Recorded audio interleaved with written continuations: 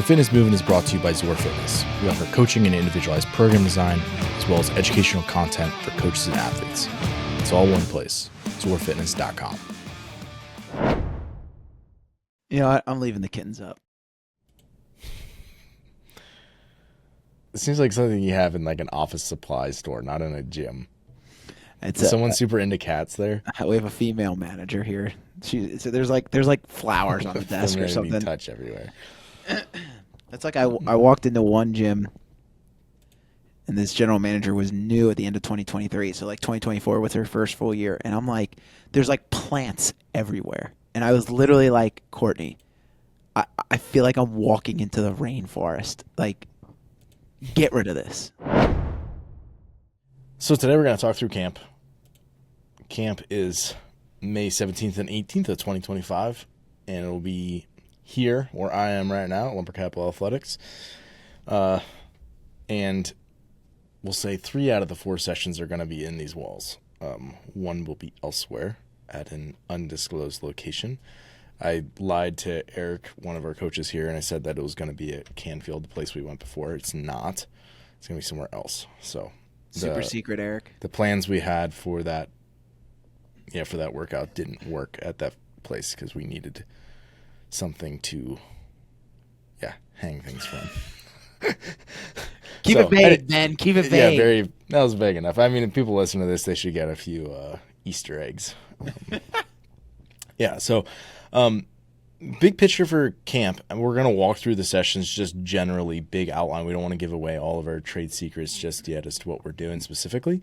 And we'll keep those a little close to the chest and slowly announce it as camp gets closer and closer. But big picture, we'll have 4 sessions over 2 days. Chris and Day will be here. We'll be hanging out, doing some podcasts, doing some other stuff along the way. And then obviously we'll have some people in town for camp and be hanging out and doing all that stuff. So 4 sessions, 2 on Saturday, 2 on Sunday. Our 3 coaches will be here. We'll have lunch and learns in between the sessions on both days, where last year it was like Chris did one on like the developing a killer mindset. Day did one on something super sciencey. Being a giant nerd or something.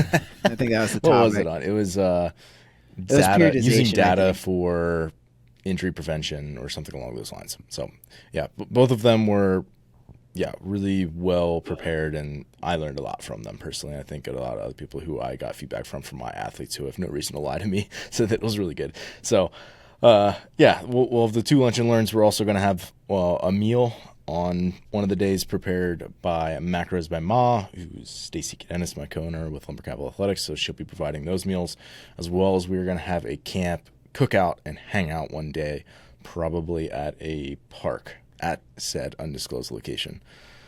So we'll have some fun opportunities. Also, if people actually are one of our athletes or a Lumber Capital Athletics member, though, we'll get a discount for it as well. If you use the code ATHLETE. So that's enough of that. Let's talk about some workouts here. Did I miss anything, Chris? No, I think you hit it all. All right. Why don't you tease session 1? All right, so session 1, I'm trying to figure out, this is like, Ben, you ever see that game show? It's like... that one, yeah. I haven't explained it yet. It's like you see the word, and it's like you have to give all the clues to what it is to the other person without charades? without saying the That's word not itself. A game show. Not charades. Pyramid. I've never even heard of that. What? $100,000 pyramid? It's like the word is like banana, and you have to be like, it's yellow, and it's like kind of shaped like this, and monkeys eat it. So that's how I feel right now. I have to explain the session without giving away exactly what it is. Okay. Banana, yeah. Yeah, whatever. bananas. So, session 1. Sorry, I got a frog in my throat. Session 1, we're going to be trying to do something a little bit different than maybe we've done in the past. Maybe. So normally this is like either an open or quarterfinals prep camp is how we've geared it in the past. Correct. It's not going to be that because we want it to be a little bit later in summer or later in spring where we could have the doors open and just a little bit better atmosphere. So there's more people gearing up for in-person competitions prior or after this camp versus like qualifier in gym, a lot of type stuff. Yeah. Well, and just to I think piggyback off of that to provide some more framework. There's also like, and I think this is okay to say, and if it's not, I'm sure Ben will cut it. Is who knows what's going on with CrossFit? Like the rules have changed again, and so like they basically squeezed everyone. Like, and so it's like, all right, Ben and I were just kind of like, are we really going to try to shove a square peg in a round hole when most of the people who were going to get through to quarterfinals last year are not going to get through to another stage this year, or they're going to be in some fakakta stage where it's like, cool, you still get to compete, but it's like you're not that great, so you're just going to compete against the not that great people, and it's like, is that really even it's like so weird. And so it's like, all right. Yeah, it's all very complicated and political right Very now. complicated. So we're sidestepping all of that. Yeah. So we're just going to give you good training, folks, and prepare you for whatever you want to do with your fitness. Well, and that's the thing. It's like I feel like the atmosphere of like in-person competitions has actually expanded. Like there's a lot of like, yes. there's a lot of in-person competitions, and people love competing in them. Like our gyms, we have people who like are not high-level athletes by any stretch of the imagination, but they love competing. So there's like something around us called the Festivus Games, and it's like specifically geared around towards like lower-level or scaled athletes. Without, I don't want to sound weird, but it's like, all right, let's program a competition for where you're at and compete against people where you're at. And so it's similar to what CrossFit tried to do, except it's like in person, which is way more fun. So it's like, all right, let's let's prepare people for that. So session 1, we were kind of looked at, okay, what are some things you could see at an in-person competition that maybe you wouldn't normally get at an online style competition, that if you were to get thrown this, there's a lot of people that would be like not sure how to use it or not sure how to strategize for a workout that involves it. So it's a lot of So for example, like implements that you would not have, like not everyone has access to, that could be a good option to throw into an in-person event where you might have 6 or 8 of them to fill up a bunch of lanes, but you aren't going to expect everyone across the world and their affiliate to have it in an online qualifier like quarterfinals or the Open or something. Exactly. And so we're going to be doing a lot of odd object type stuff, some strongman's type stuff, and we're going to be touching on some implements you might see underneath that umbrella at an in-person competition. We will be using a sandbag. However, we're not going to only use it in the way that's traditionally been used. And without getting cheesy, there's good ways that you can make things objective and standardize it. And, maybe we'll just leave it at that. Yeah. With that being said, though, how chaotic would it be if CrossFit's like, we're using sandbags this year? And it's like, you'd have to have everybody get a scale and calibrate. Here's my 150-pound sandbag. Just show it. And it's like it's like 75 pounds, and someone's just like slinging it empty around. On the inside. There's not even any sand in it. It's like, remember the one year it's they like had filled with like packing peanuts. And someone's acting like it's really heavy. People would do it. People do it. Remember the one year they had the bar facing burpees, and every OPEX person used like change plates to like get it as close to the ground as possible? Well, if they don't say, I mean, that's on them. Let's be honest. That's not even really a loophole. That's just bad planning. Yeah. Oh, gosh. So that one is also going to be, I guess this is the last thing I'll tease, is that one is also going to be intervalized with a partner that you're going to be alternating with. That's not a word. We're giving away more than we should here. I'm pretty sure you made up intervalized. That's not a word? No, I'm pretty sure not. All right, well, we intervalized it. And intervalize. All right. Session 2. Session 2. All right, so session 2, again, not going to give anything away. That's going to be our undisclosed location session. And so what I will give away is the undisclosed location is not inside Lumber Capital. So that's what you will know. So we're going to go somewhere. And when we go somewhere, we're going to do some things. And the only thing we're going to take some things with us when we go there, too. That's right. And one of the things we're going to be doing is running. But that's all I'll say. I'll leave it up to Ben if he wants to give more away. Nah, I mean, that's pretty much it. Yeah. Okay. Of the ones, this is going to be the more longer, continuous, like potentially like if this was a in-person event, it would be more of a mass start type event. Like oftentimes in-person competitions have like, 4 or 5 events, and they're all under 12 to 14 minutes to just get through a bunch of heats because they got ultra scaled, intermediate, grandma's division, and then they have to get through all the other ones, so they have to make sure that they're all within 12 minutes or less, except the mass start one that they make like 45 minutes, and they say, we got the long time domain covered. Ours won't be 45 minutes. It'll be more in the upper teens to high 20s, I would guess, which is obviously a broad time domain, but we also are a little bit undecided on how long we want to make the run just yet. Correct. So, yeah. Besides that, I think that'll be an experience for people that they might not get again, which is cool. It'll be unique. Yeah, and I think it's cool. Like we had kind of talked about, like, all right, this is a different time of year that we're running camp. I know you ran I forget what you called it, almost like a just an informal. I didn't charge anybody. People just came and we got some good training in, and I ended up being a pretty decent group, like a dozen people or so. Yeah, and so that was something that was really awesome because, again, the weather was nice. You could get outside. You could do different things. And so it was like, all right, September here, and it was like beautiful. So. Yeah, so it's like, let's try to do something like that again. And May is usually warm, so that'll be fun. Yeah. Okay, day 2. We are going to start off with a set of maxes, folks. Whoa. Big thing here. It's going to be 3 lifts. 3 lifts. Last thing I'll say is that this is one of our benchmarks at the gym. So if people lift really heavy and they get top 5, they can get their name on the board here at Lumber Capital Athletics forever. Till the end of time.